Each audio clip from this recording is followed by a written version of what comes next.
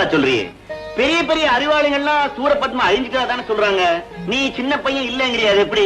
நாராயணனை வணங்கும் போது கிருஷ்ணனை வணங்குறாங்களா? இல்ல. கிருஷ்ணனை வணங்கும் போது கம்சனை வணங்குறாங்களா? இல்ல. ஆனா முருகனை வணங்குறப்போ சூரபத்மனையும் சேர்த்தே வணங்குறாங்க. எப்படி? முருகன் கிட்ட சண்டையில தோத்தப்போ சூரபத்மன் கடைசியா சேவலும் மயிலுமாகி தான் செய்த பாவத்துக்கு உங்களை சுமந்துகிட்டே இருக்கணும்னு முருகன் கிட்ட வரம் கேட்டானே. உண்மைதான், உண்மைதான். முருகன் அறிவுக்கடவுளாச்சே. அவன் செய்த பாவத்துக்கு மயில வாகனமாவும் அவன் செய்த தவ புண்ணியத்துக்கு சேவல கொடியாவும் ஏத்துக்கிட்டார் இல்லையா? ஆமா, ஆமா.